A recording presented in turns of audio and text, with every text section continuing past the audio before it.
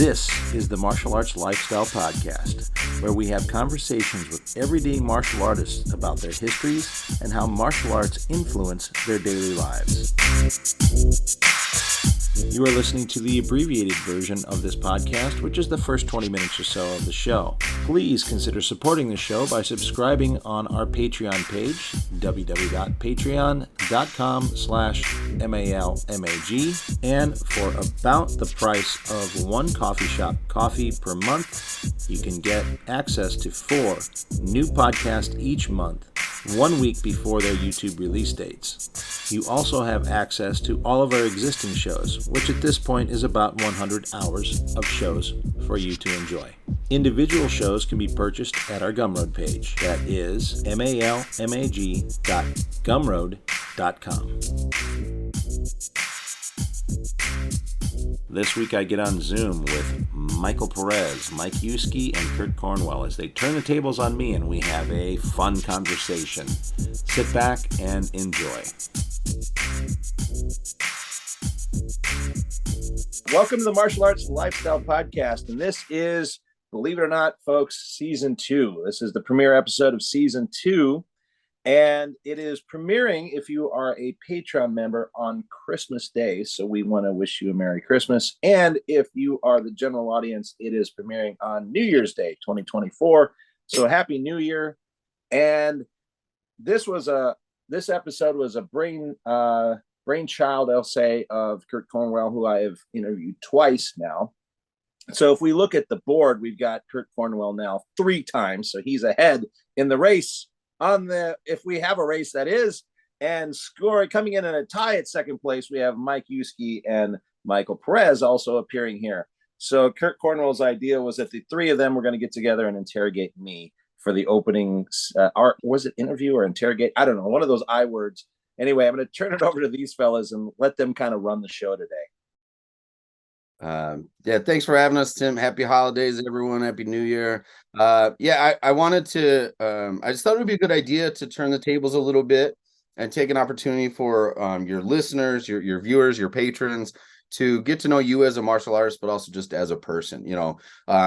We see a lot of and listen to a lot of shows that are interview shows, chat shows, this kind of thing. And we get to know you in small bites along the way, right, as the host. And that's true for all of these types of shows. But I think it would be great for people to get to know your story and then get to know you just as a person also outside of martial art. And I think it makes for a little more context, and for all the other conversations, you have a little bit more of a richer bent now that everybody knows a little bit about you. And then if this goes poorly, it's not my fault. That's the 2 more guys you can drag on the train with you. That's right. Yeah, that's why I'm grateful to have Mike and Mike here, just because if now, after this, everyone's like, so now listening to Tim again. Yeah, we'll just blame that. It's totally fine. We contacted HR. We all signed the waiver, so that's so we can continue. Right. All right. Well, Mike and I were talking a little bit outside of the thread that the 4 of us have kind of ongoing about just some things to talk with you about. Now, Tim, am I right that most of the time, most interviews, like all of us that do these kinds of things in the martial arts space, usually we start from your martial art origin story, right? Where did you begin in your training, that kind of thing. It's the anticipated place to start. Maybe it's a good place to jump off, if you don't mind. How did you get involved initially in martial art, and maybe a little more in depth than alluded to in previous chats? Okay. Well, yeah, that's, I think, 99% of how I start the show. So I've always had an interest in it, I think, as far back as I can remember. As close as I get to as far back as I can remember. I would say my earliest memory is my 3rd birthday. I might have some memories earlier than that, but I remember that particular day because I remember my father asking me how old I was that day. And I said 3. So that's the indication that memory is my 3rd birthday. I think my memories of actually wanting to do physical activities, there was always like Kung Fu, this kind of thing. So I remember the Kung Fu TV series, and I remember the film Black Belt Jones, Jim Kelly, because it was on a cable station that I think was the forerunner of HBO. It was called Channel 100. And I remember seeing, these action type shows and programs. And there was just something very exotic and cool about the movements of martial arts, karate, kung fu. And then, the toys of my generation, G.I. Joe with a kung fu grip. Big Jim was a karate guy and he had a karate studio or whatever. And then, you had even Captain Kirk, for that matter, was throwing out some, karate chops and judo throws on Star Trek. So it was there in my face, I think, from the time I was a child. So, Ron, about what time are we talking about? What year, give or take? Let's see. If I remember my third birthday, that would have been October of 1972. So I would say that, we're talking at least the early 70s there, 73, 74, 75.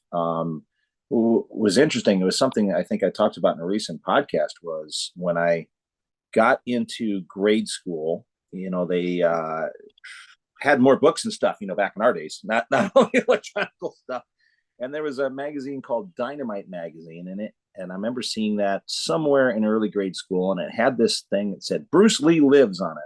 And a picture of Bruce Lee, who I didn't know who it was at the time, holding the nunchucks in that iconic Enter the Dragon pose. And I went, whoa, who is this? And what is this? And lives. This guy died. This guy looks young. I kind of didn't understand. And I, reading about it and going, wow, okay.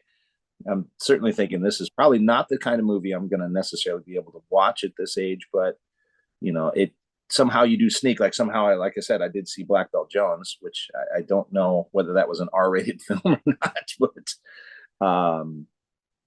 my interest, went way back to there. And then the practice of it realistically started in junior high school between 7th and 8th grade.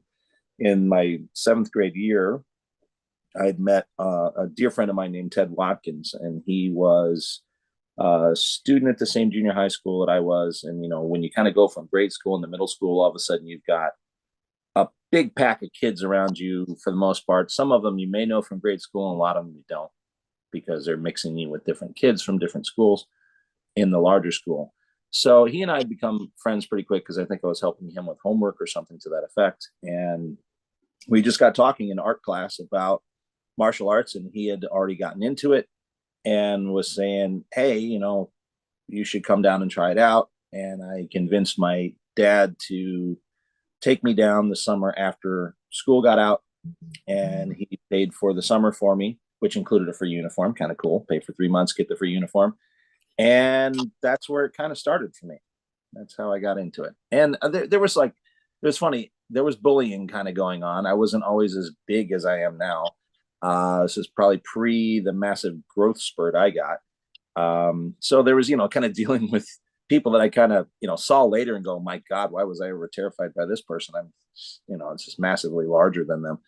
But so that kind of thing was going on. So there was that as well. There was an interest in actually doing the thing. And then there was a bit of a need, I think, as far as the need to have the confidence to protect myself, I guess, in the bullying situations. That Would you first say that karate school? Sorry, Kurt, say again. The first school was karate, taekwondo. What was it? Yeah, karate was Okinawan Shorin-ryu, and it was connected to Izushima Bukuro out of Okinawa. The school was originally started by a former Marine by the name of Warren Williams, and I'm not sure why. Bugsy was his nickname, so I don't recall exactly why Bugsy stopped teaching at the school, but it was taken over by one of his main students, Ulysses Owens. And so was this in Illinois? Where was it? Yeah, in Illinois. Right, Bowling. this is Illinois, right? Yeah. Keep going.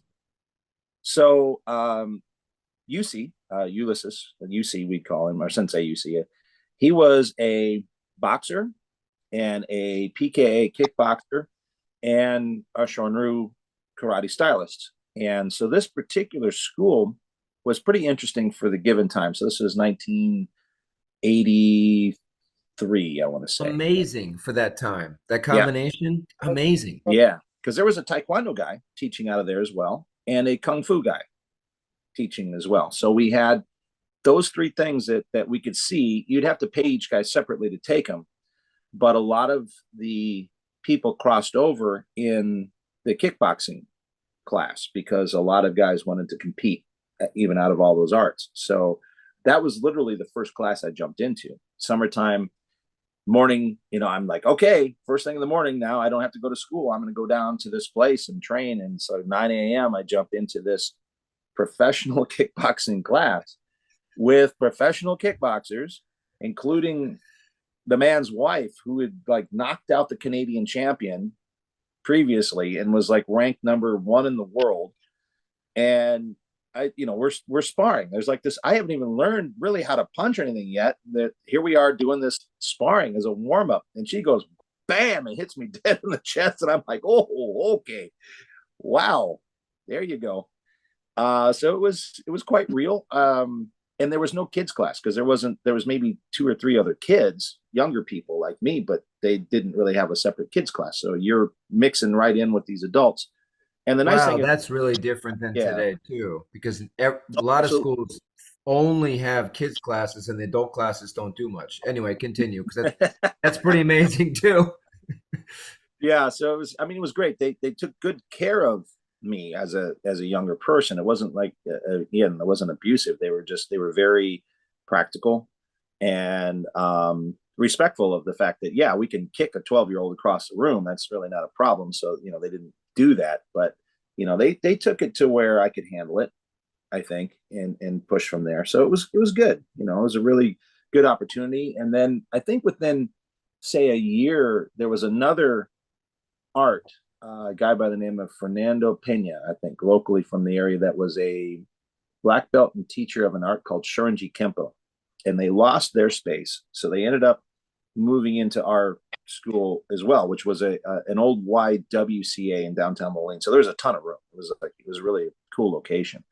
And so there was yet another art to kind of look at these differences. And I hadn't really ever seen another school in the area that was like that had all these different things under one roof anyway.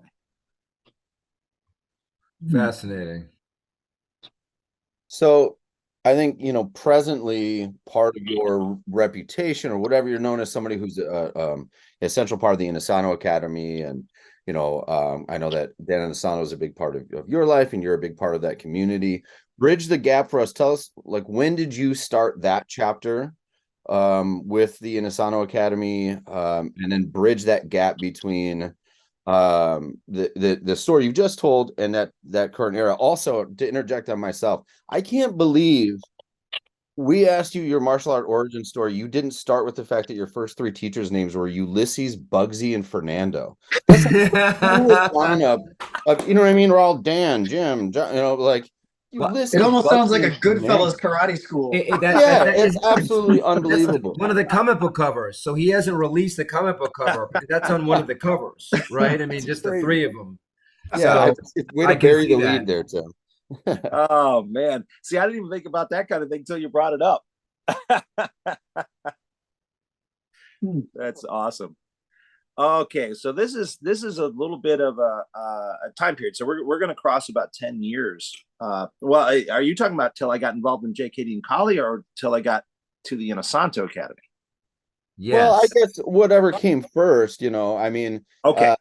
Just in service of kind of getting to know your story. I know you've worked in film and television. I don't know if that's what brought you to Los Angeles, but fill in the middle ground for us, I guess.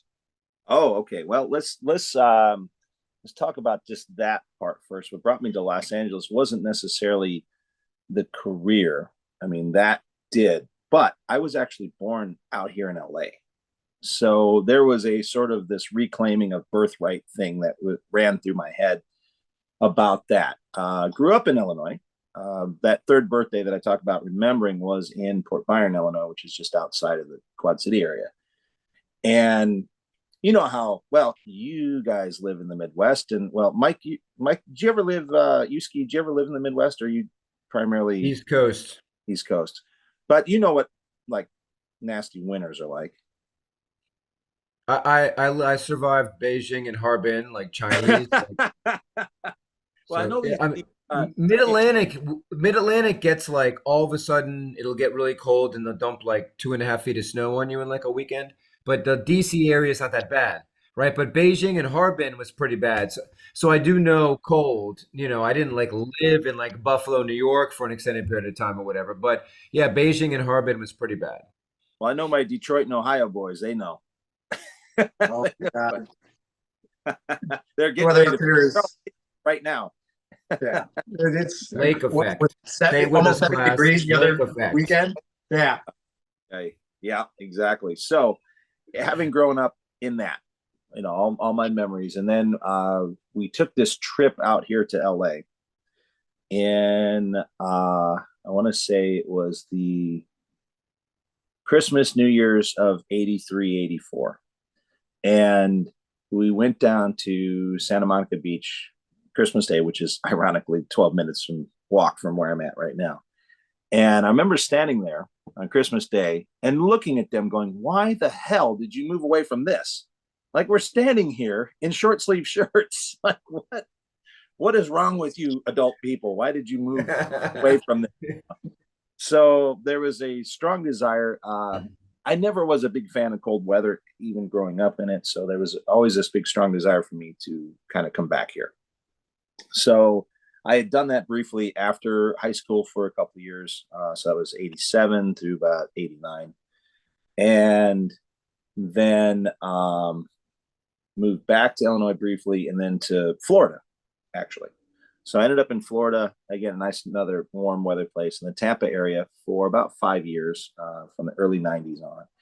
And it was a point where I'm like, okay, I've moved. I want to train.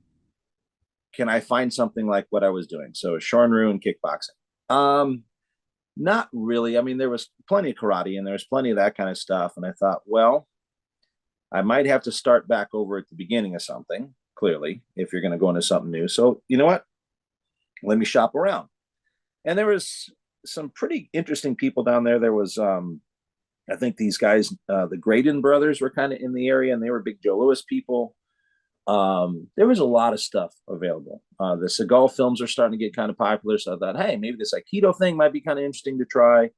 And things just, there was either time issues of when they were open and I was available, or distance issues, or something to that effect. And I got looking through like one of those weekender type papers and saw a guy advertising JKD, and he was at a community center. And of course, when you think JKD, you're like, oh yeah, backyard group, blah, blah, blah. Right. So right. Sounds authentic. And, to kind of side note it real quick, I'm, as you guys know, just a complete nerd with this stuff. So the moment I got involved in martial arts, even before, I was buying every magazine on the newsstand. I was reading about it. So I knew a lot about all the different arts and all the different people in it.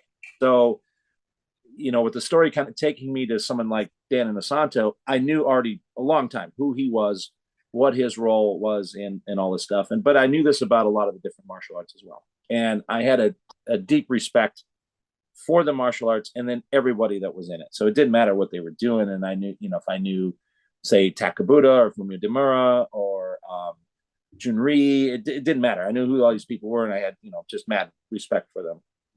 And so I went over to the Tampa side. I was living on the St. Pete side of the bay. And so the funny thing is, as I talked about before, the idea of proximity, well, this place actually was not close to me, but something told me, yes, go check this out. And I think it was part of the fact that I had called the guy and he called back and talked to me. And I think we had a phone conversation for like an hour, because it turns out he's about 5 years older than me, maybe. Lauren Bookbinder is his name, still a great friend to this day. And so we hit it off as far as like musical interests and all kinds of stuff. So we knew, I'm like, okay, this guy's kind of cool. So I definitely want to go check out what he's doing. So I crossed the bay, went over to this part of Tampa, which is by the University of South Florida. I don't know if I can describe where that is, kind of North Tampa, I guess. And yeah, sure enough, he's outside on this tennis court and some students out there, and they do a demo for me, and they're doing the JKD stuff, and I go, this looks like the photos that I've seen in magazines, because videotapes were expensive and hard to get at this point, so I've seen lots of still photos in magazines and books of JKD, but nothing like live action per se, other than maybe some stuff that was allegedly being done, Bruce Lee in movies and stuff. So I'm like, oh, this looks like what I've been seeing. And then he starts doing the stick stuff. And I'm like, oh, yeah, that's right. I said a lot of people out of the Inosanto lineage do the Kali. I said, that looks pretty cool too. And I thought, you know what? I'm going to do this. Had a good friend there at the time. I was actually married in my first marriage at the time. And my wife's friend had a husband they were from New York, and he was into martial arts, and we decided we'd join together. So we went down there and started taking lessons, and it was awesome. Lauren was a guy who had studied with Guru Dan in the Aspen Summer Academies, I think, which is sort of the beginning of the whole seminar thing. Started, I think, in 1979.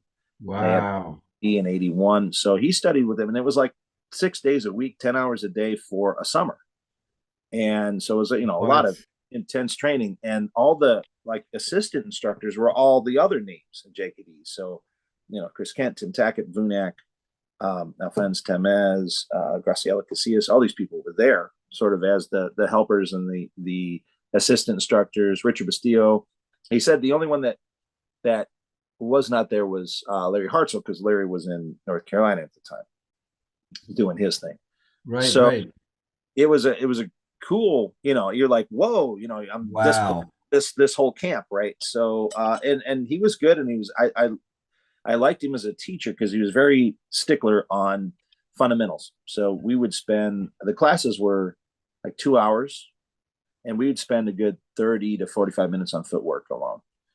And then a lot of new people coming and going in that program. Was it just the kind of a small knit group? Because you said he had an advert in the newspaper, right? Right. Yeah, like a weekender paper. Were people finding him through that, or did it stay pretty intimate? Yes, I think people were, and it waxed and waned in numbers, like from where there would be 6 of us up to almost 20 at one time, and he had to kind of play along with the changing times of stuff as well, where Muay Thai started getting really popular earlier in there, and we did kind of push forth then a mainly Muay Thai program for a while for the bulk of people, because that's what they were looking for. And then Interesting. Yeah. the rest of them, still into the swinging sticks at each other and doing some of the trapping and stuff, would do some JKD and Kali as well. But we got to do a lot of sparring, which was kind of cool. And I'll have to share this with you guys sometime, videos of it. It was what we call like Dog Brother Light. We, as far as the stick stuff, we'd put on a fencing helmet, and we'd grab those yellow wiffle bats that you use at a picnic, and we'd whack each other with those things. I mean, they hurt. They're not going to break anything, but you're not going to stand and trade like you do with a lot of the soft sticks. And someone else can see where you got hit because it's all Yeah. red. You're like, oh yeah, I see where that hit. You see the red line on your leg or whatever. Oh yeah, I gotta find it. I popped the guy so good in the leg once, you could see because if you go to the end of those bats, there's a small section of it that actually has like the raised word wiffle on it, and I think you can see parts of the F, L, and E on this guy's leg where I whacked him. Pretty sure I got that on videotape. You branded him. Yeah, exactly. You said when you first chatted with him, you guys talked for like an hour on the phone. Yeah. Do you think that was like common with him, with the other students, or was it just someone you hit it off with? We talk a lot about, like, as instructors, it's important to, or is it important to be familiar with your students on a more personal level like that? You guys had similar music interests or whatever. Was that like a big factor for you? Was that a common thing? How did that influence your decision to train with him? Oh, that was huge. That was probably 95%. I mean, 5% of, this is cool stuff I'd like to do, I know about it. 95% that, I'm going to stick with this guy and train with him for a long time because of that. And I mean, like I said, we're And this concludes the abbreviated version of the podcast. Please consider supporting the program by going to www.patreon.com/MALMAG and subscribing to the show. You can also purchase this individual episode or any individual episode at our Gumroad page. That's malmag.gumroad.com. Thank you for listening to this episode as Mike Yuskiw, Michael Perez, and Kurt Cornwell turn the tables on me, Tim Becherer. Coming up next week, we go to Atlanta via Zoom and we talk to Sule Welsh, an amazing martial artist who currently has his martial arts school in a historic building. Our Malmag online store at martialartslifestylemagazine.com has a full selection of Timmy B's brand sticks for FMA and Krabiker Bong. Timmy B's brand now selling in Japan as well. Beautiful Timmy B's brand shirts and Dos Manos shirts are available with new t-shirt designs and more products coming soon. An online course in the Dos Manos method for FMA is available under the Courses tab. More courses coming soon. Check out the Places to Train tab to find schools near you and click on the events calendar page to see what seminars and events are happening all around the world. And of course, visit our main page for articles on the martial arts. Music by Jackal Relic. Martial Arts Lifestyle Magazine and the Martial Arts Lifestyle Podcast are trademarked and copyrighted by TNT LLC.